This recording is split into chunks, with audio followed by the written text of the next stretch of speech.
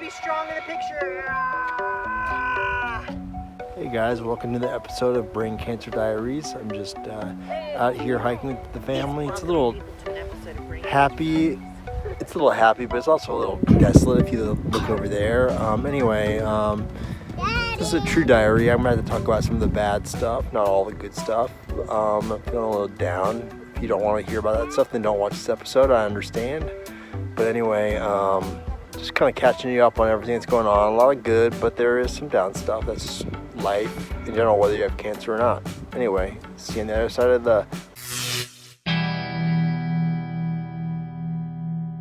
Hey guys, my name is Rudy. I'm a brain cancer endurer, survivor, whatever you want to say. Anyway, and this is Brain Cancer Diaries. And this is about my journey to recovery, finding deeper meaning in life, and so forth and so on. I talked to some people about their experience, and I've learned a lot along the way. I hope you learned some things too. Some of it's serious, some of it's fun. But anyway, hopefully it's always interesting.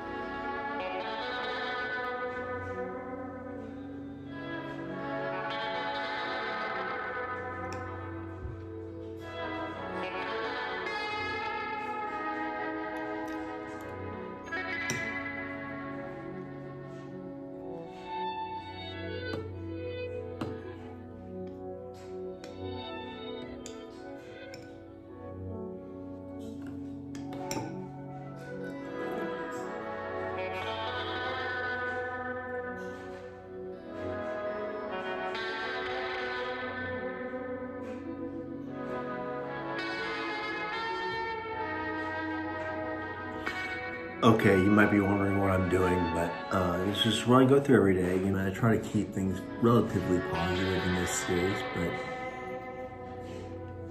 sometimes it's just one you can really take, and so it's okay to be a little depressed, a little bummed out every now and then, and so I just wanted you to kind of see what that's like when that happens. For me, and I'm sure there's lots of other people dealing with chronic illnesses or cancers out there that can kind of empathize with a lot of this stuff. Let me just start off by saying that there are some good things. It's like my tumor has been slowly shrinking, very minusculely, but it's been shrinking, so that's good. Which with brain cancer is actually a pretty big deal because it doesn't usually shrink, it has to be removed, and they can't remove any more surgically, so it's just in two fragile spots. But anyway, it's kind of like a dog who's had a leg removed. A dog can adapt with 3 legs and be fine, be happy and all that. But I'm sure if you really got inside that dog's head, that dog would tell you that the dog would rather have that 4th leg back. Now, I want to kind of switch over to sort of the list of grievances, so to speak. I sleep still a lot, not as much as I did. I'm down just a few naps a week, and sort of my fatigue has kind of gotten down to the point where it's manageable. It's tired. And in case you're wondering how my fatigue is different than your fatigue, because trust me, it is. It's different. It's not like I need to take a nap and I'll feel better. If I take a nap, I'll be done for the rest of the day. I'll be passed out, sleeping all night. It's called neurofatigue, and it's more like a switch gets flipped on you and you just can't stay awake. It's the most oppressive and exhausting fatigue you can possibly experience. It's pretty intense stuff, so it's not just like I didn't sleep well last night. I'm gonna go to bed early tonight, or maybe I'll take a 15-20 minute nap and all will be good. It's not that won't help. It's gonna It goes way beyond that, trust me. I've gotten much better, but still. And that's another thing too, is like, I think sometimes in this depression, it's easy to kind of phrase things wrong. You know how I said something, and it's like, things have gotten better, but you know, it really should be flipped around and reversed. It should be like, a good example would be,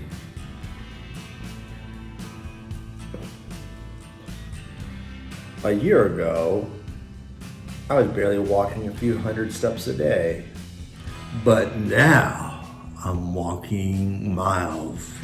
That's much more inspirational, you know, but it's still not hard. It's hard not to drift back to that other mindset, which is, you know, I'm walking a few miles now, but I used to be able to walk 2 or 3 years ago. I used to be able to walk 10 miles or run 10 miles comfortably at easily twice the pace.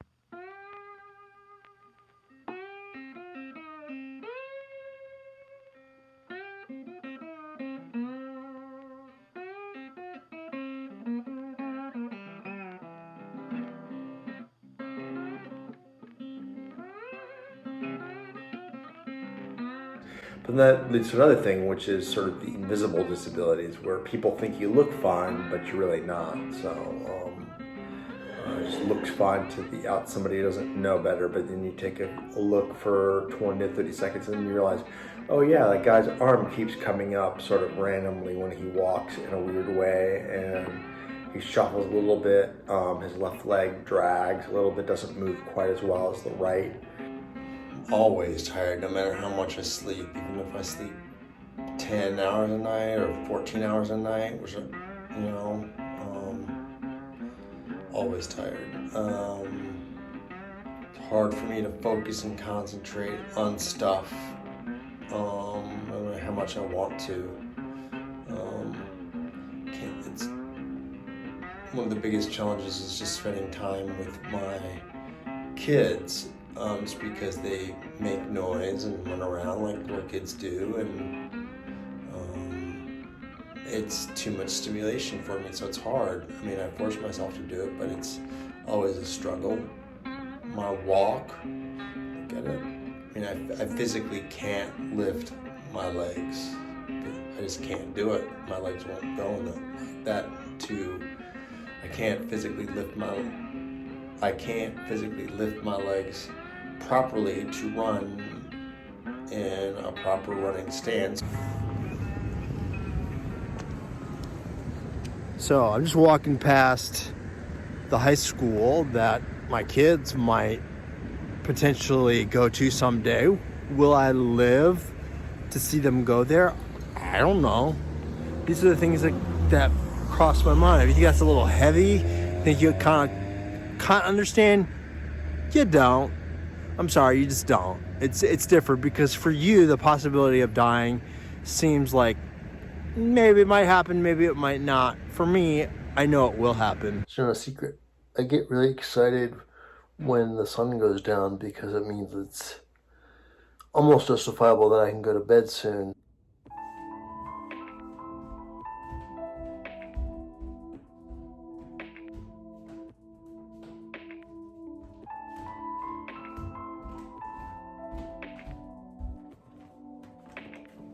Watch me go up these stairs.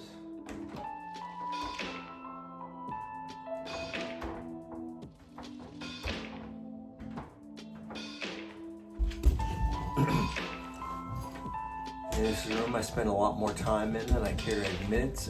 Bedroom. I'm not necessarily sleeping, but I'm always resting, laying down or sitting up in bed or whatever, just sort of getting my energy back, recharging, so to speak. So, which kind of leads me to another point. I mean, I was actually recently discharged from physical therapy. Yay! That's a pretty good thing, right? So, I mean, I need to go see somebody to improve my balance and all that. But it's not because my balance is better. That's not why I was discharged. I was discharged because I had gotten so good at sort of compensating for my balance issues. So, I mean, I still feel off balance all the time, but I'm really good at sort of catching myself. One of the good things is appreciation I have. Like, for instance, I was given this blanket by my friends Christy and John. Christy made this quilt for me. It's got gray for brain cancer awareness and some classic sort of Christy type patterns, and it's got lines on the inside. It's really comfy and cozy. The lines are for, another lion to slay. Just a kind of constant reminder that it's a battle. But this blanket's really comfy and warm. And while everybody always cherishes gifts that people made for them, whatever, it's a little bit different for me. Like, I sleep with this every night. I mean, it's really important to me. I mean, I feel like when I feel this on top of me, I feel like my friends are giving me a hug.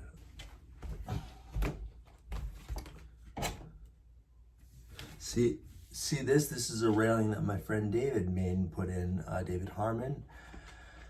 And it's actually a huge part of my daily existence. I mean, I always think of him every single time I grab it, just to get up and go to the bathroom, because if I don't, I'll probably fall out. It's right by my bed and helps me stabilize. So I'll show you again.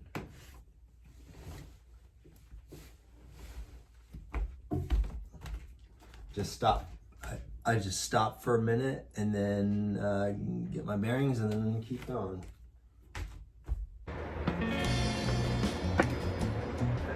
And likewise, this railing put in by Ian Hutchinson and his wife Angela every day after my walks, which have been so important to my recovery. I grab onto them. There's some days where literally I feel like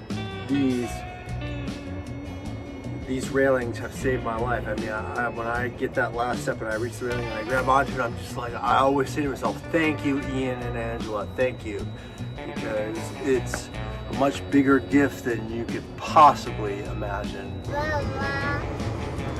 I no longer drive because my vision and I get easily confused. I have someone drive me. I used to drive these kids to school every day, but now I just drive with them, or ride with them rather. You guys want to say anything? Bye bye bye.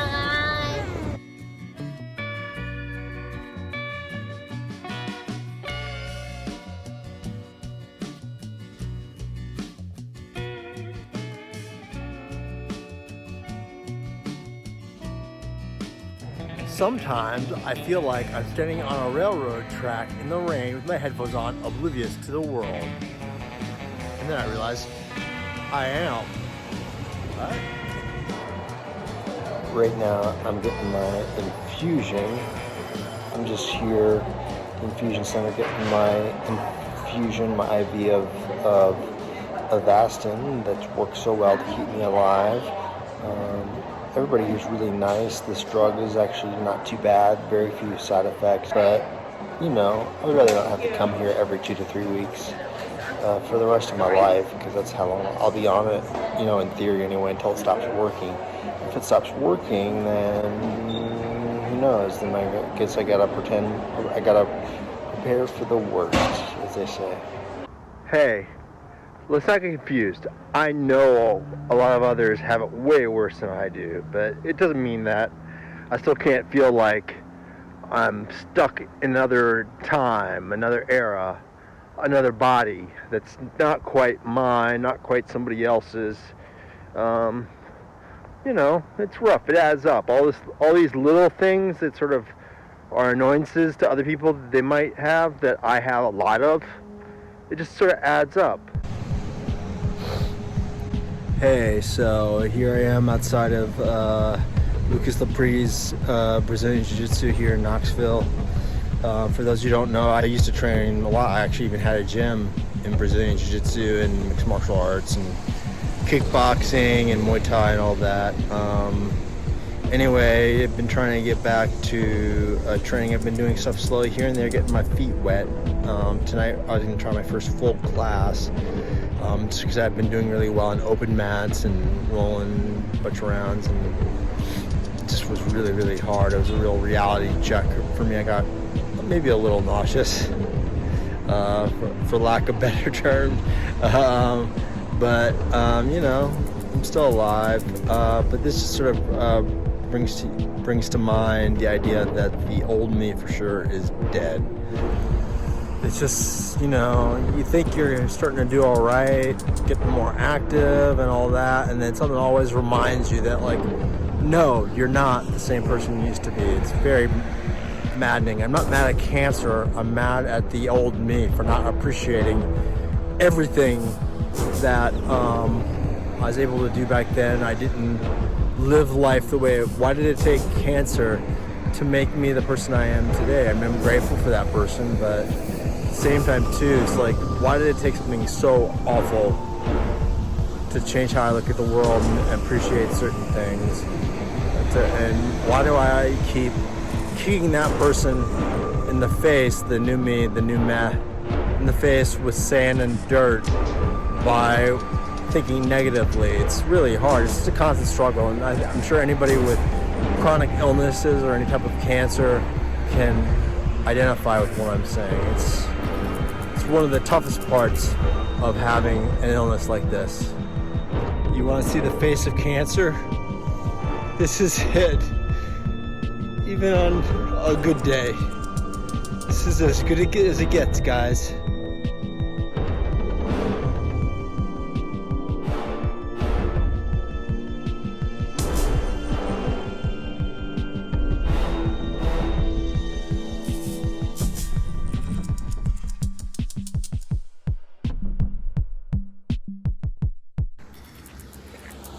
Why do I go on?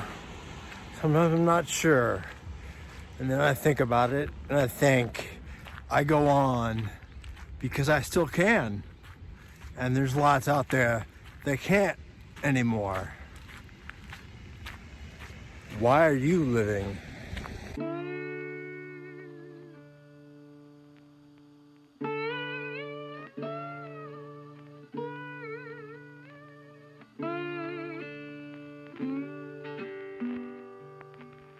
Life begins to blur.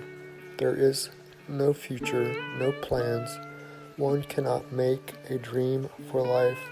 One can only have today. To many, it might seem we have impulse control issues. We may, but we do not know what might happen from day to day. Many will say that's life, that we could all get hit by a bus crossing the street. That is true, but our bus is in our head. We have two buses, two ticking time bombs, two obstacles in our mortality. One might tend to start and stop something quickly, fall quickly in love with something, then realize that they will never reach the potential of anyone around them, that time is not on their side. One might realize that treatment has crippled them both mentally and physically, but others don't see it. One might be ready one day to do everything, and the other day just wanting to sleep a day away. Death is our friend. We face it daily. We often play with colorful adjectives embraced by the cancer community: fighter, survivor, warrior, combat, target, battle. Our community is engulfed in war jargon. We don't know why. At times we embrace it. At other times we deny it. We try to be one with our tumors one day. We curse them the next. We might talk about legacy more than others, leaving something behind. We might seem full-bodied. We might seem sharp-minded, but we have been poisoned, cut open, irradiated. We get our brains measured so often we have forgotten the count. We have eventually fall asleep in an MRI machine. At some point, we change our minds. It might be pursuing a grad degree. It might be learning to draw again. It might be practicing a martial art or giving back somehow. It might be none of these things. We might never find focus. The fact that we ever found the focus to show up at all is possibly a miracle. That you had us in your class for a full hour, held our attention, held our passion. If miracles happen, that might have been one. Learn from us. We are tiptoeing between life and death. Minute by minute, we have more in common with the elderly than we do with our own generation. We know broken. We know heartache. We know how hard it is to get up. to brush our teeth, to do the typical errand. We have no life goals. We know that we are all more the same than different. If we survive it long enough, we will find wisdom through our cancer. You begin to transform into the old man on the hill. We no longer fear death.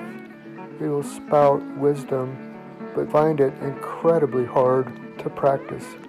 As our memories have been erased, we already forgot what we said. One day you'll remember something we said, but we won't. One day you'll be here, but we won't. Don't pretend with us. We see right through you. So please be frank. Tell us the truth.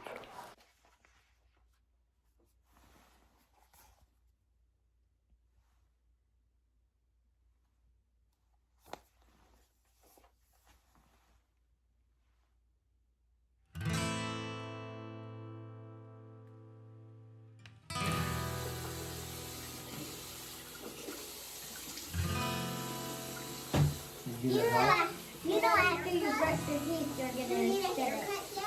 What? I see some here.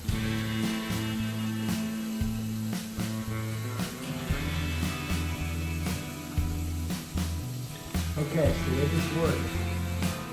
So yeah, it's good. I see. I'll start going. You know how pretty spots on my head. Wait, there's some still on here. Okay. Right there. Yeah. There's some right next to them on the other side. The neck. There's still some on the neck. You do not want to do. You have some right there on your neck. No. Yes, on your chin a bit. That looks perfect. I don't see any more hairs on the face. Good. Well, I find it very difficult. See, and in fact, I was just reading something the other day about what is the one thing that as someone who has cancer that I wish I had known going into all of this that nobody bothered to tell me. And I was thinking about it, and the one thing is that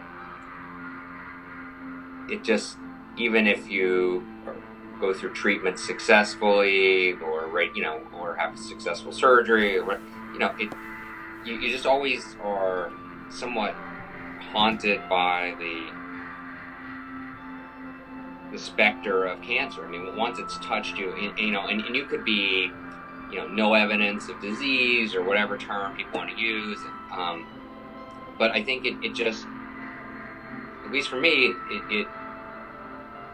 we all like to think of ourselves when we're younger, I think to a certain extent, as being somewhat, invincible and having, such a long life ahead of us. And then when you're touched with something like cancer, that is so, it really shatters that illusion. It just, I think it forever alters your perception of life. And, that's not all bad, because I think for a lot of people, not me really, but a lot of people are better able to appreciate what they have now, because they know in a much more tangible way that the fleetingness of it all.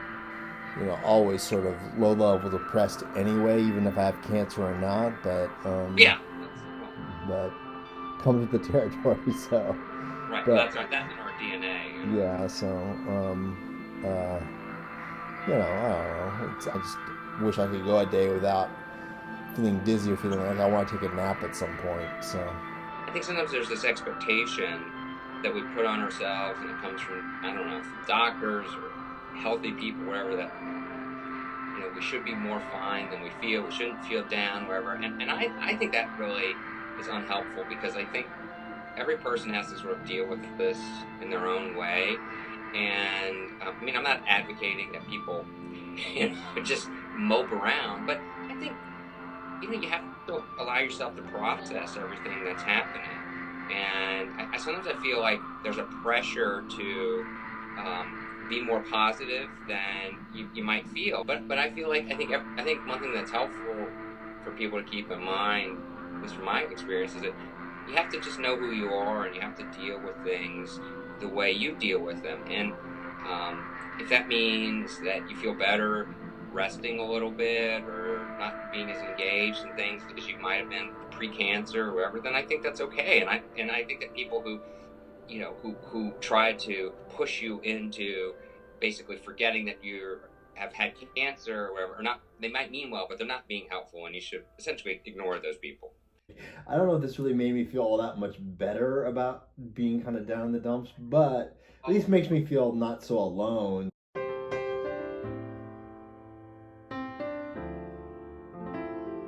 What I think people don't really understand is that, yeah, everybody has like their good days and bad days where they get kind of bummed about whatever, but it's like when you add in a terminal illness to the mix, it kind of just amps things up. So I just kind of Yeah, like the ups are bigger and the downs are downer.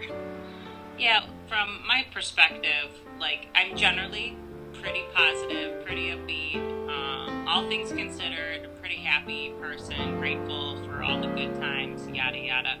But I do have low days, and they're lower than, they're like, I have super high highs and super low lows. It's I usually it's deeper than just like having a bad day. It's like, how long am I gonna be around? You know, I feel like I look back at all the times, you know, when I kind of get a little like jealous of my past self, and I get angry too, because I'm like, oh, why didn't you appreciate this X, Y, and Z? You know, you were doing so well, you had all this in front of you, and yet you were stuck here. But then it's like, let's look at right now.